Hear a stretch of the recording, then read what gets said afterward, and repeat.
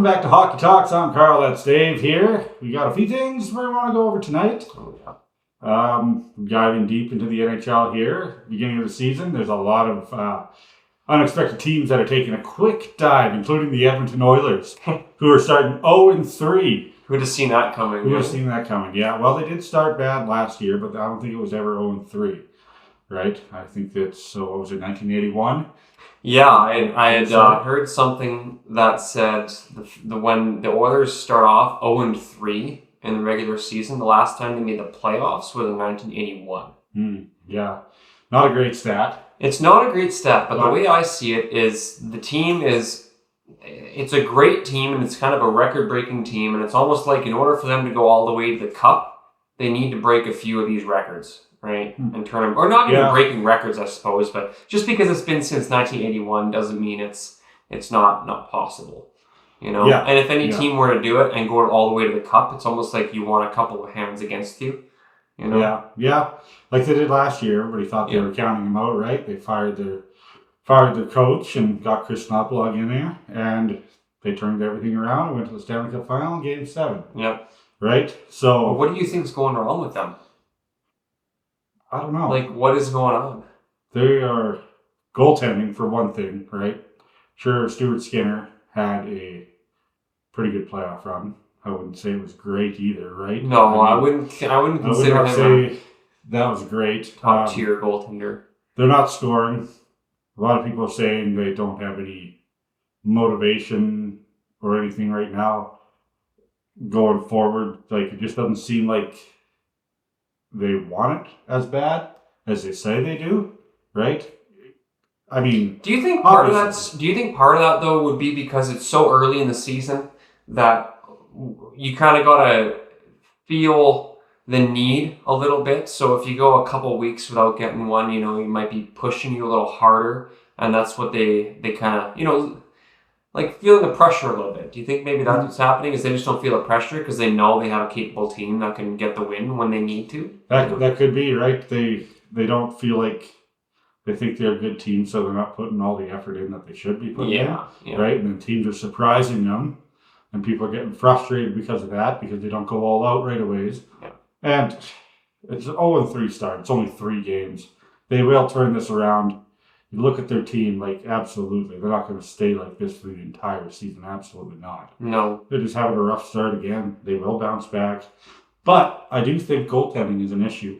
Yeah. I do not think Stuart Skinner is going to be capable of helping them win a cup. Yeah. Well, we were talking about this last week with Demko compared to the other goaltender that they're using. What was his name again?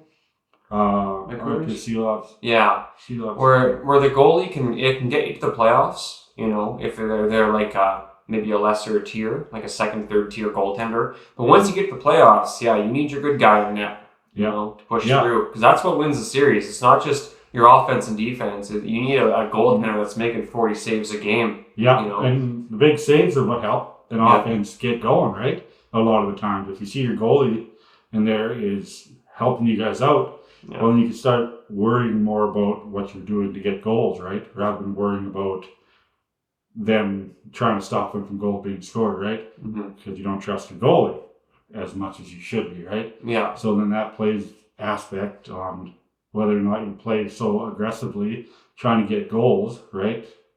It kind of sets them all back because they don't have as much faith in the goalie. I'm not saying that's what it is, but I think that might be part of it. Yeah, they say they have all the faith in Skinner, right? All the time. They got him to the cup. Well, you have to say that. You have to say that. Absolutely, right? But there's got to be some point where you got to look at it and be like, okay, well, maybe we should look at getting somebody else in here and see if you could maybe light a fire under Skinner. If you get somebody in here that might potentially replace him. Yeah, they just had a coach. Get them going. Did they just have a coaching change too? Last year. Last year when they were bottom of the league, right? Yeah. They got Chris Knoblauch in here, and then as soon as they did that, they turned it around. I thought they had that greasy guy in there now. No. The guy who, you know, was like not allowed to play in the league, and all of a sudden now he's coaching. Oh no, he's not the coach. Oh, okay. No, he's the general manager. Oh, okay, the GM. So I wonder if that has anything to do with it. I don't know. That's too early to tell, I think. But I think things will turn around in oil country. They will. Oil country. Oil country. Love it. Yeah. Things will turn around. Yeah. But well, things are turning around though for the Devils. Oh, absolutely. Sheldon They've Keefe been has playing got amazing. Sheldon Keefe has got them playing really good hockey. Well, look what he did in Toronto, right? Yeah. Got them to the playoffs every year. They won their division almost every year, or at least the top couple, right? So and that's the goal. Yeah, that's the goal. Get to the playoffs, right? And I don't think there's anything wrong with Keefe or the reason why the Leafs struggle so much. No. I don't think it was Sheldon Keefe's problem.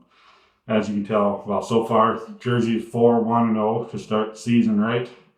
Gave Utah their first loss of the year. Yeah. Utah's another team, surprisingly, actually doing pretty well. They were undefeated. Until Jersey came here, but beat them. New Jersey's got a lot of young guys that are up and coming, right? We were talking about this in the offseason, actually. Yeah, like New Jersey, they had some injuries last year, but they have a very good team. Mm-hmm. And when you bring a coaching change like Keefe to them, where he had already coached a similar team in the Leafs with the youth, right? You're going to get really, really good things happening in New Jersey. And they went from last year not quite making the playoffs because of some other reasons, right? Mm-hmm. But this year, I think they're going to have a good team. Whether it's cup contending, I'm not sure, but I can definitely see them being in the playoffs. So yeah, absolutely. And they've got. I mean, they're winning their division right now. I think, right, the Metro. I think so. Yeah. They're 4-1-0, so they're off to a great start. Yeah, they got a good goalie now with Jacob Markstrom, right? Yeah, he's finally out of Calgary into New Jersey, where they have a young, good team coming up. Yeah, like you said, they battled injuries a lot last year. Yeah. And I think Markstrom is going to be a great fit along with Sheldon Keefe and Jack Hughes, Luke Hughes. Like, there's a lot of potential coming into New Jersey right now. It'll be fun to watch them, see how they progress through the season. And it's been a really good start for Sheldon Keefe and his New Jersey Devils. Absolutely. We'll see if they can keep her going. Yeah. It'd be a lot of fun to watch that team in the playoffs. Oh, sure. Absolutely. Yeah, they're like an Ottawa Senators, except they can actually win games. Yeah, well, Ottawa's actually pretty good. Yeah, they are. So far, they've had a lot of very close games. Yeah, that's okay. But they found wins, right? Good win's a win. Good teams find ways to win. Yeah. So, is Ottawa a good team? Don't know yet. We'll find out. But stay tuned. So far, these two teams are playing really well. Jersey especially. Yeah. You can just see they have a passion and a fight for this year. And Sheldon Keefe is helping them bring that along. Yeah. So speaking of those kind of, whenever I think of New Jersey, I always think one thing. It's Martin Brodeur. And thinking about those historic figures and some of those statistics that nobody can really come close to, until they do. I got some questions for you. Sure. So we're going to start off with, which NHL player has the most games played? Most games played? Yeah. Active player? I don't know if he's active anymore or not. Okay. But if not, it was really recent. Really recent. Yeah. I'm going to say... Saskatchewan boy. Patrick Marleau. Yeah. 1,779 games. Yeah, he was never injured. He was always there. Right? He was always there. He's from Swift Current, Saskatchewan, for sure. Yeah. All right, next one is which team is first to win the Stanley Cup as an expansion team after the original 6? Which team was the first? As an expansion. An expansion team. Yeah. Wow. Okay. I'm gonna have to go with the Broad Street Bullies. Oh, Philadelphia. Yeah, in 1974. Okay. Yeah. And then which goaltender has the most wins and bonus points if you can guess how many? Probably Martin Brodeur. How many wins? Yeah. Oh, it's got to be 746. 691. That's close. That could be close. Yeah. And then the final one should be something you get. The most Stanley Cups. Most Stanley Cups. That was an idea that just popped in your head. There we go. The most Stanley Cups by franchise. Yeah. That's Oh, I should definitely. Montreal Canadiens. Yeah. Do you know how many? 14. 24. Okay. I knew it was something with a 4. I couldn't remember. Yeah. Yeah, just some of the many statistics that it's always fun to think back on. And I still can't believe Brodeur had 691 wins. Yeah. Just so insane. It almost seems unbreakable, you know. He was such a good goaltender, man. Yeah. He was phenomenal for New Jersey. Well, I remember when they were going deep in the playoffs and Brodeur was playing like a vintage Brodeur. Yeah. And it was like, he was unstoppable. Mm-hmm. They stopped me, broke through him and beat him. But still, it makes you think, like, who's going to get that next kind of epic type goaltender and keep them healthy the whole time, right? Yeah. Well, right now, I mean, Connor Hellebuck is up there as well for Winnipeg, right? Yeah. Connor Hellebuck is turning into a elite goaltender, right? The Winnipeg Jets this year also on fire so far to start the season, right? Yeah. So this year should figure out a way to put them out. Who's going to put them out? Maybe Ovechkin. Well, Ovechkin maybe put them out this year.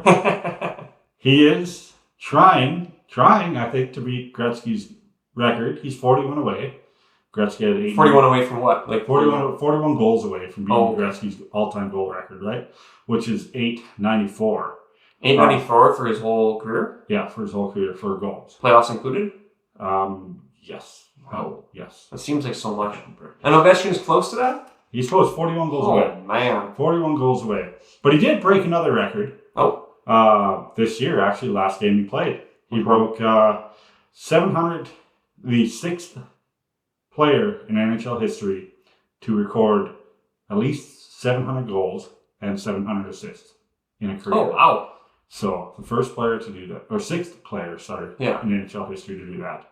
So, it's a it's not a small achievement. That's a great achievement by Ovechkin. Not one he's really thinking about. I think he wants the goals. That's what he wants. He wants the goals. Yeah. As much as he's saying, he's not too thinking about it too much. I think that's what he's thinking. Because if you start thinking about it, that's when it starts to slip. Yeah. Everybody's thinking about that. So yeah. We'll see if he gets there. I mean, it's a good chance. You think 41 goals, that seems, we were talking about this in the offseason actually as well. It seems attainable this season, but with the age and the way things work, do you think he'll get it? He'll get it this season? 41 goals? If not this season, next year. Yeah.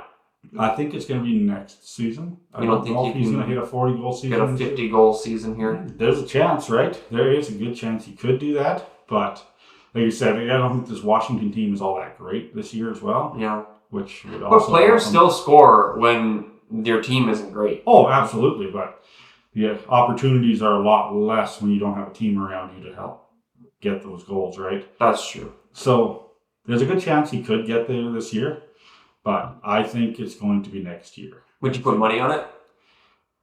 That would be next year? That would be this year. You think it'd be this year? I'll bet you $20. Sure. And there we go. It's recorded. It's down in history. The first bet in Hockey Talks. Except it's 3-1 odds. Oh, you got to pay me $60 if I win. Oh, we'll see about that. That's pretty impressive. If he gets an old dog like that, 36, 37, 38, Holmesy.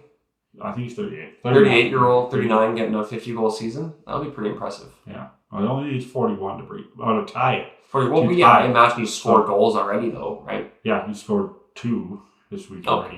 42-goal season. Yeah. Okay. So we'll see if you can keep that pace up. Yeah. Right? That would be fun to see. Really interesting to see. Mm-hmm. Fun to see. Would you like it if you beat Gretzky's record? I would love it. Yeah? I would love it.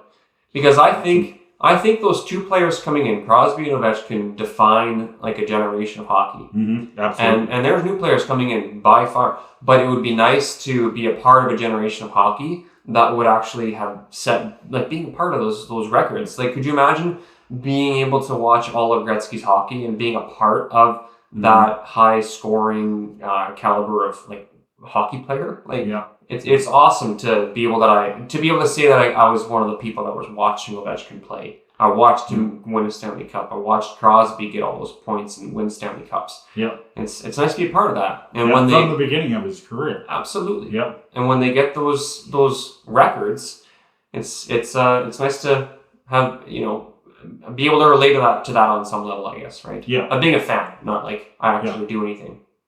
Well, yeah, being a fan, just experiencing that would be quite something, right? Yeah. It doesn't happen very often, hardly ever. Like it's been, I don't know, it's 20, almost 30 years now since Gretzky's record was since he stopped playing, he retired.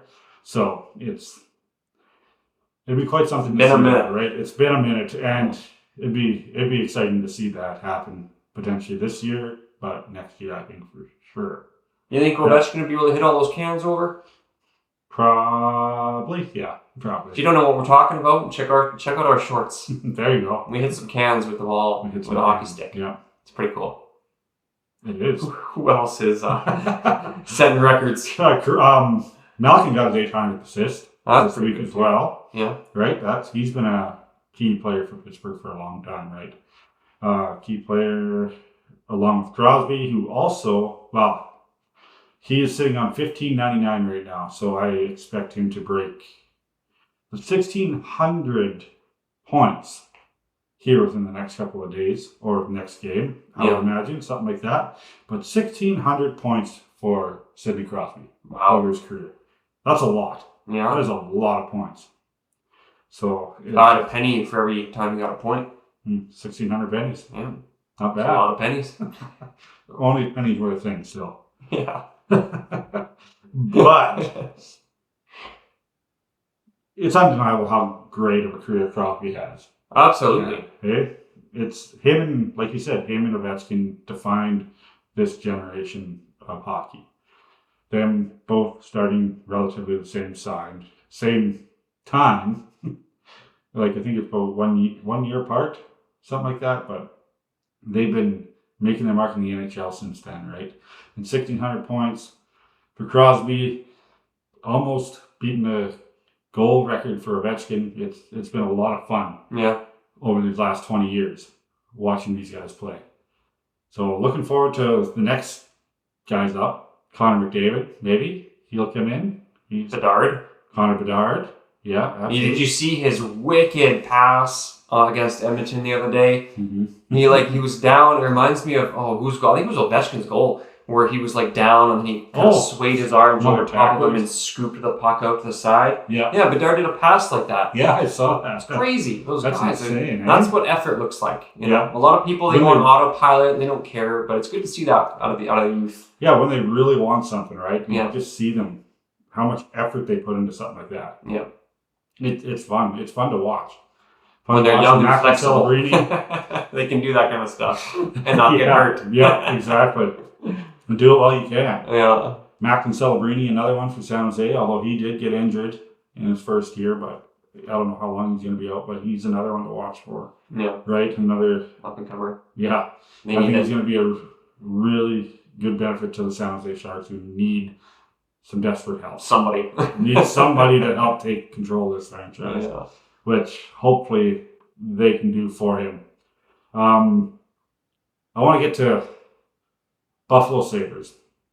They have struggled for the Buffalo Sabres. I'm just once again, haven't heard of them in a while. Yeah, because they've had a lot of issues, right? I think it's a lot to do with management, and they've lost Jack Eichel, right? They shipped him off to Vegas. They wouldn't do a surgery for him, right? And Vegas offered to do it, and they shipped him off there because he didn't want to be there. They didn't want him there, and then Jack Eichel went and won a cup. They had brought in a couple other guys tried to help him. Rasmus Dahlin, Peyton Krebs, fantastic hockey players, but there is some tension boiling between all over this team right now, right? They can't seem to get anything going. They've lost four games in a row to start the season. They finally broke it, right? But to a depleted Panthers team that had like almost no starting guys in the lineup. And they finally got a win, but in practice this week, there's a fight broke out between Sabres, Dahlin and Krebs teammates. Right? They were throwing fists at each other. Like they were trying to hurt each other or trying to punch each other in the face, right? And teammates came and broke them up. But like, is this Buffalo team going to continue spiraling like this? Like, they're ever going to get back? Like, not the way this is going. Like, this seems so deep and far down. They need a coach. What the heck? How do you let your players do that? Not control your players. That seems so ridiculous. Lindy Ruff is the coach. No, but like. But they. Why are your players fighting each other? I don't know. Lindy Ruff just started coaching Buffalo this year again, right? But there's clearly some bad things going on in that locker room, right? And within the practices and stuff like that. Nobody's clicking together. Everybody does not seem to be enjoying themselves playing in Buffalo. The franchises seem to struggle for the last 10 years. They haven't been able to make the playoffs. This thing just seems like an ongoing spiral right now. They need to figure something out because this kind of stuff is going to destroy this franchise. Completely destroy this franchise. And if they don't fix this, it's some things are going to change there. Some things are going to change really quickly, and it's not going to be nice for everybody involved in that, right? So they need to figure some stuff out. Hopefully they figure it out too, because it'd be good to see them actually be able to compete again. Yeah. Right? And not have all these issues off the ice. You got to control your players. You got to control the players. Period. Right? There should be no players having tantrums and fighting each other. They're No. just. And whose job is it to control them? Well, maybe is the captains, is the coaches? I don't care. No. Just at the end of the day, you can't have that. No. Remove the players. Do what you got to do. Get a hold of your team. Yeah. Don't lose control. Yeah. Because that's what seems to be happening in Buffalo right now. Yeah. They seem to have lost all control. Yes. People forget that hockey players are people, right? And a coach is like your boss. When you're feeling frustrated, they're the ones that are supposed to help you through it, right? Yeah. Keep you aligned. Keep you aligned. Obviously, that's not happening. No, so there's some struggles in Buffalo, and we'll see how this plays out. But once again, they have not a great start to this season. So we will see. At least they have a win. They got one win. Better than Oilers. Maybe it'll change things. Doubtful. Maybe it'll turn things around. Who knows? Well, you got to hit rock bottom. You got to hit rock bottom. It seems like they're almost there. Yeah. If not there. Right? So they got to start somewhere. Hopefully it's all the way up for Buffalo Sabres, and maybe they'll change and return to another Arizona Coyotes. They'll be playing in the university rink soon enough. And then they'll go to a different country or state. And then the Atlanta Thrashers are reborn. Yeah, there you go. Thanks again for watching. That is all the time we have for tonight. We will look forward to talking to you next week. See you then.